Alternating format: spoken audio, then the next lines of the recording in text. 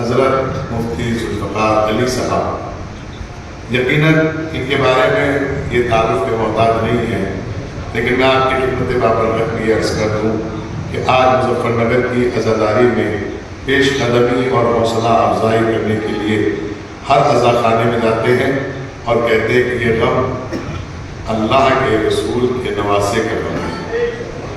لہذا میں بحیثیت ایک ادنا سے طالب علم کی طرح گزارش گزار ہوں حضرت عزت مآب عالی جناب مفتی ذوالفقار علی صاحب کی خدمت بابرکت میں کہ وہ سرکار سید الشہداء کے مطابق ان نوجوان کی خدمت میں کچھ گزارشات اور معروضات اور نصیحتیں اور احادیث جس سے کہ ہماری قوم اور ملت میں ایک اتحاد مضبوطی کے ساتھ ہو سکے اور ہم دنیا کی تختے سے ظلم کو ختم کر سکیں۔ فقط اسلامک صلوات کے محمد اللہم صلی علی محمد و آل محمد۔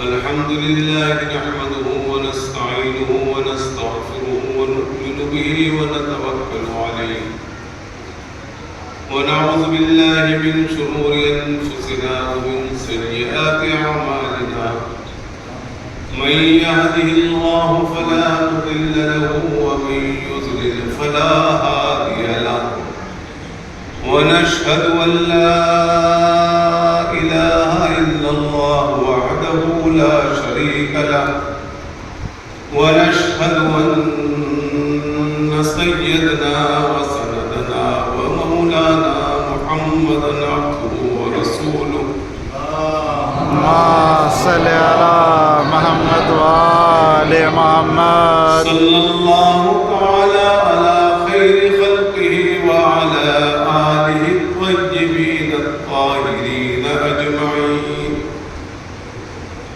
قال الله تعالى في القرآن المجيد والفرقان الحميد إنما يريد الله ليذهب عنكم الرجس أهل البيت ويطهركم تطهيرا سبحان الله سبحان الله اللهم صل على محمد وآل محمد قال الله تعالى في القرآن الحميد قل لا أسألكم عليه أجرا إلا المودة في القربى اللهم صل على محمد وآل محمد۔ عزیزان گرامی، دینی اور ایمانی بھائیوں اور عزاداران حسین، اسلام کے اندر توحید کے بعد عبادت کے اعتبار سے سب سے پہلا مطالبہ نماز کا ہے۔ اسلام میں ایک ایسی عبادت جس کا مطالبہ تندرست سے بھی ہے اور مریض سے بھی ہے، اور حالت امن میں بھی ہے اور حالت جنگ میں بھی ہے۔ اس اہم عبادت کے اندر اور وہ عبادت جسے کہا گیا کہ نماز خالص اللہ کے لیے ہے، جس میں غیر اللہ کا اگر تصور آ گیا تو آپ کی نماز فاسد ہو گئی۔ لیکن جب ہم نماز کے اندر جاتے ہیں اور شہادت دیتے ہیں، التحیات کا وہ مکالمہ جو فرشتوں کے اور حضور کے درمیان ہوا، اس میں جب ہم وہ شہادت پڑھتے ہیں جو مسلمانوں کے لگ بھگ تمام مسلکوں کے درمیان کم و بیش وہی الفاظ ہیں، وَنَشْهَدُ أَنَّ مُحَمَّدًا عَبْدُهُ وَرَسُولُهُ۔ سبحان اللہ، سبحان اللہ۔ ہم اس بات کی شہادت دیتے ہیں کہ محمد صلی اللہ علیہ وآلہ وسلم اللہم صلی علی محمد وآل محمد، آپ کے سچے بندے، پاک بندے اور اس کے رسول ہیں۔ یہ گواہی دینے کے بعد پھر کہاں جاتے ہیں؟ پھر کیا پڑھتے ہیں؟ پھر پڑھتے ہیں اللہم صلی علی محمد وعلی آل محمد۔ جب حضور کی ذات کے بعد اہل بیت اور اطہار پر درود شریف پڑھنے کا حکم ہے، وہ نماز جس کو کہا گیا کہ غیر اللہ کا تصور نہیں کر سکتے، معلوم یہ ہوا کہ یہ غیر اللہ نہیں ہے، سبحان اللہ، سبحان اللہ۔ اللہ اور اس کے رسول کے بعد اہل بیت و اطہار کا درجہ ہے۔ سبحان اللہ، سبحان اللہ۔ اور اسی کے تعارف کے لیے تو مباہلہ کے اندر سبحان اللہ، سبحان اللہ۔ یہ امت کو بتانے کے لیے کہ ان کی تعارف، یہ کیا شخصیت ہے، ان نفوس قدسیہ کی کیا شان ہے۔ جس وقت آیت مباہلہ کے اندر نجران کے وہ عیسائی جو مدینہ پاک کے اطراف میں، نجران کی وہ آبادی جہاں یہودیوں کے بڑے بڑے قلعے تھے، اور نجران کے عیسائی عیسائیت کے مقابلے کے لیے جانے پہچانے جاتے تھے، جس وقت ان کے سرداروں کو علم ہوا کہ رسول اپنی رسالت کا اعلان کر رہے ہیں، عیسائیوں کے سرداروں نے کہا کہ ہم ان کی توحید کی دعوت کو نہیں مانتے، ہم توحید پر ایمان نہیں لاتے، وہ جو رسول رسالت کا دعویٰ کر رہے ہیں ہم ان کو سچا نہیں مانتے۔ جس وقت نبی پاک صلی اللہ علیہ وسلم نے انہیں مباہلے کی دعوت دی، جسے قرآن پاک نے بہت تفصیل کے ساتھ ذکر کیا، اور اس واقعے کو کہا ان تعالوا ندعو ابناءنا وابناءکم ونساءنا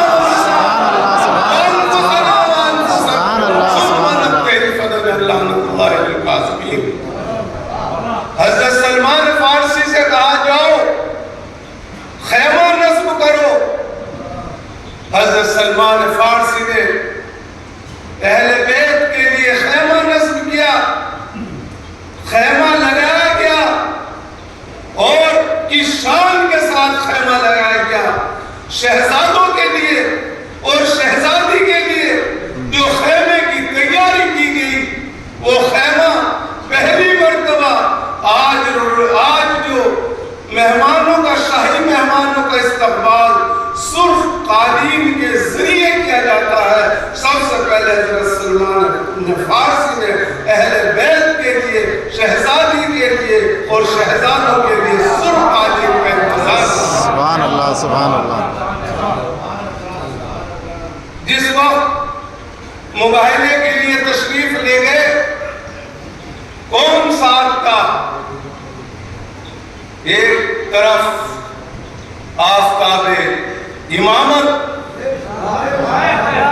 سبحان اللہ۔ ایک طرف شہزادی کونین جسے کہا گیا نساء للعالمین، سیدۃ نساء للعالمین، ایک جانب وہ ہے، ایک جانب آفتاب امامت ہے اور شہزادے ساتھ ہیں، اور کہا کہ دنیا کے اندر اگر ان سے عظیم شخصیت کوئی اور ہوتی اب تمہیں انہیں ساتھ لے کر جائے۔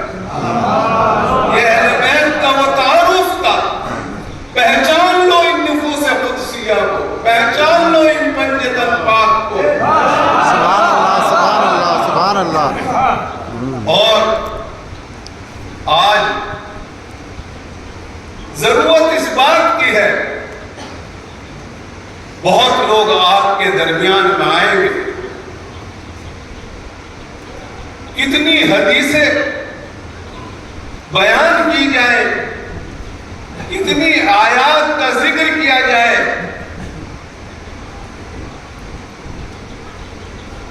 ان کے چاہنے والوں کی کن کن مرحلوں پر امتحان ہوتے ہیں، کیا ان کے چاہنے والوں کو آپ انہی الفاظ دے دیں، لیکن قُلْ لَا أَسْأَلُكُمْ عَلَيْهِ أَجْرًا إِلَّا الْمَوَدَّةَ فِي الْقُرْبَى، کیا ہمیں خداوندی نہیں ہے کہ ہمیں رسالت کا کوئی اجر نہیں چاہیے، ہمیں نبی کی رسالت پر کوئی اجر نہیں چاہیے، آپ اہل محبت، آپ اہل بیت سے محبت کیجیے۔ سبحان اللہ۔ یہ حکم ہو رہا ہے ان کے ذریعے، ہم جو اور آپ ان کی فضیلت بیان کر رہے ہیں، قرآن پاک کسی آیت کو ذکر کر رہے ہیں، کیا نبی پاک صلی اللہ علیہ وسلم کی یہ حدیث صحیح حدیث نہیں ہے، متواتر حدیث نہیں ہے کہ میں اپنے بعد دو بھاری بھرکم چیزیں چھوڑے جا رہا سبحان اللہ سبحان اللہ۔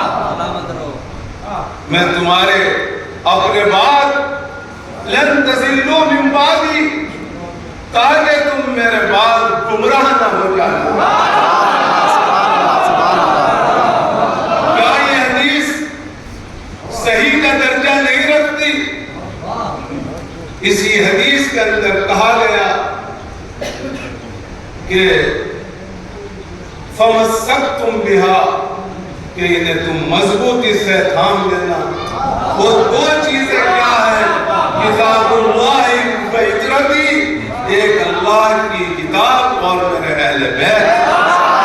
سبحان اللہ سبحان اللہ سبحان اللہ۔ لم تفرقا عورت علی الحسن،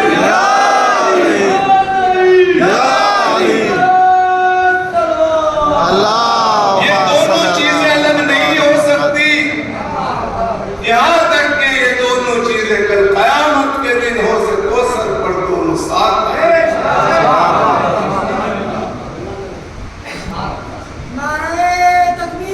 اللہ اکبر، یا رسول اللہ، یا علی، اللہم صلی علی محمد و آل محمد۔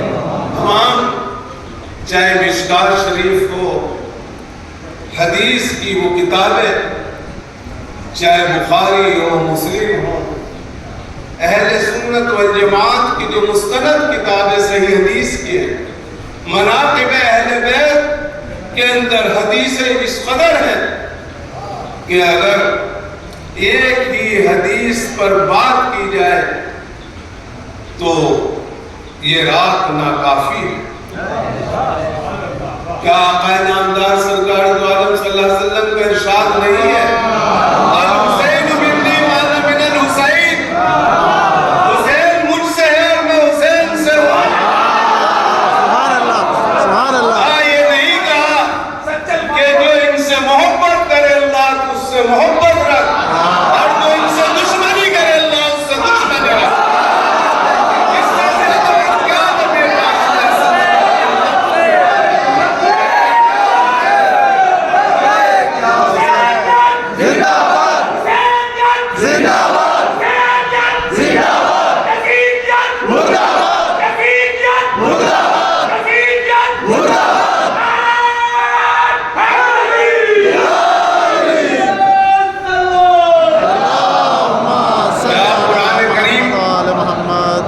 نے تمہیں یہ راستہ نہیں دکھایا؟ کیا قرآن کریم نے تم سے یہ نہیں کہا ان ھذہ امتکم امۃ واحد، تم ایک امت ہو، تم وہ امت ہو وَلْتَكُن مِّنكُمْ أُمَّةٌ يَدْعُونَ إِلَى الْخَيْرِ يَأْمُرُونَ بِالْمَعْرُوفِ وَيَنْهَوْنَ عَنِ الْمُنكَرِ. تمہیں اس لیے پیدا کیا گیا ہے تو امر بالمعروف نہیں عن المنکر کا. آپ اگر کربلا کے واقعے میں جائیں کہ امام نے کیا کہا تھا کہ جس وقت امت ان کے نانا کے دین سے، جس دین کو، جس اسلام کو انہوں نے دستور حیات بنایا تھا، جب دنیا کی بادشاہوں کے ہاتھوں میں آ گیا اور اس دین کو ایک مخصوص محدود دین بنایا جانے لگا، تو کیا کہا کہ اب یہ امت نانا کے دین پر جس نہج پہ میرے نانا امت کو چھوڑ کے گئے تھے اور جس دین پر چھوڑ کے گئے تھے، اب لوگ اس سے ہٹ رہے ہیں. یہ بات میں برداشت نہیں کر سکتا کہ وہ اسلام کا آفتاب، وہ چراغ جو میرے نانا شمع کر کے گئے تھے، اس کی روشنی مردم پڑے. اور یہ سچائی ہے کہ المرتضیٰ کے اندر مولانا ابوالحسن علی میاں ندوی نے یہ بات لکھی ہے کہ اسلام پر جب جب حالات اور وقت آئے ان کا مقابلہ آل رسول ہی کر سکتے تھے.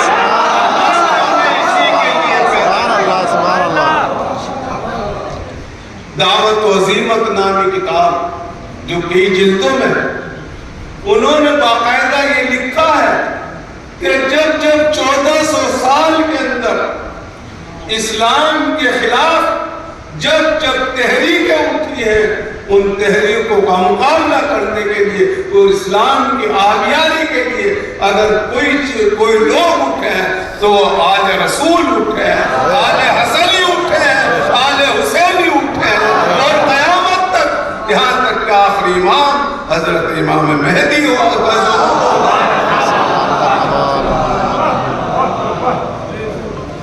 لیکن جو اختلاف کرتے ہیں،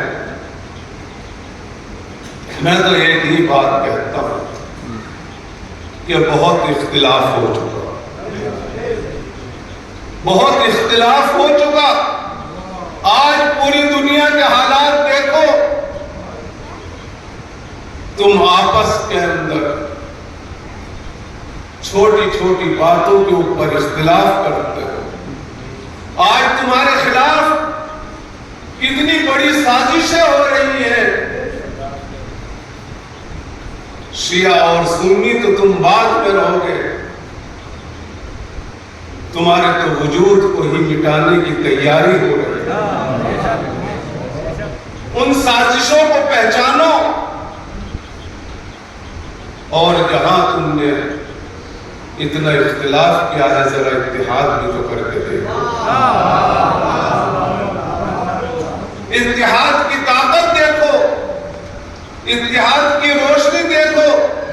کیا قرآن پاک تم سے نہیں کہہ رہا وَاعْتَصِمُوا بِحَبْلِ اللَّهِ جَمِيعًا وَلَا تَفَرَّقُوا؟ کیا قرآن کے اتحاد کے پیغام کو تم نہیں سنتے؟ آج ضرورت اس بات کی ہے، اگر آج کربلا سمجھنی ہے تو غزہ کے فلسطینیوں کے حال کو دیکھو،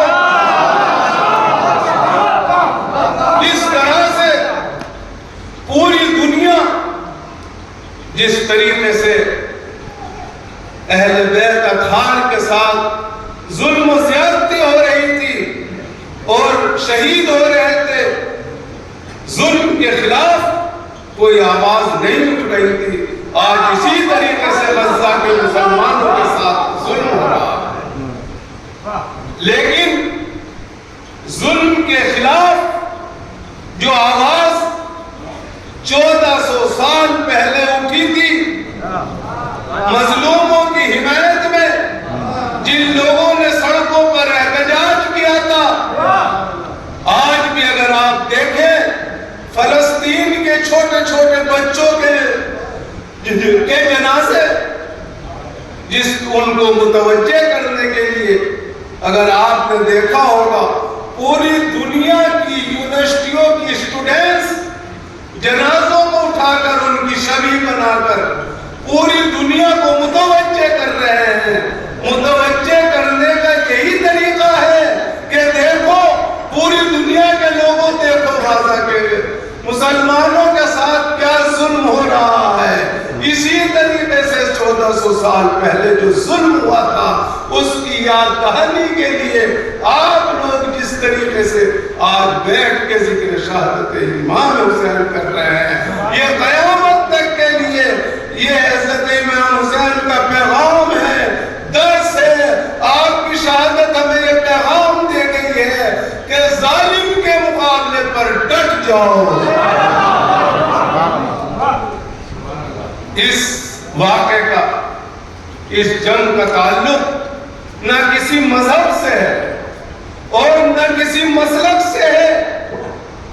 کربلا کی وہ واحد جنگ ہے جو مسلک سے نہیں ہے اور جو کسی ایک مذہب کی دوسرے مذہب سے نہیں ہے، بلکہ یہ جنگ وہ جنگ ہے جس نے حق و باطل کے درمیان لکیر کھینچ دی سبحان اللہ کہ حق کیا ہے اور باطل کیا ہے۔ ظالم ظالم ہے، کوئی بھی ظالم اگر ظلم کرتا ہے تو ہمارا فرض ہے کہ ہم مظلوم کے ساتھ ہو۔ دنیا میں کہیں بھی اگر آواز اٹھ گئی ہے فلسطینیوں کے لیے تو وہ صرف وہی لوگ اٹھا رہے ہیں کہ جو مولا کائنات امام علی حضرت علی کا کہیں گے کہ تم مظلوموں کا ساتھ دینا، ظالموں کے ساتھ مت ہونا۔ آج پوری دنیا کے اندر مظلوم فلسطینیوں کے ساتھ ہے۔ لہذا آج میرا صرف آنے کا جو مقصد ہے، قائد ملت حضرت مولانا سید فصیح حیدر صاحب، اللہ ان کی عمر میں اضافہ فرمائے، ان کو اللہ تعالیٰ صحت تندرستی عطا فرمائے اور ان کے علم میں اور مزید اضافہ فرمائے، ان کی عطا فرمائے۔ میرے سے بہت زیادہ محبت، تعلق اور واقعتاً میں اس کا اہل بھی نہیں ہے جتنی یہ مجھے عزت دیتے ہیں، لیکن صرف یہ تعلق وہ تعلق ہے کہ جو صرف جس کی بنیاد محب اہل بیت جانے والے ہیں۔ اللہ تعالیٰ اس کا اور اضافہ فرمائے۔ وآخر دعوانا الحمدللہ رب العالمین۔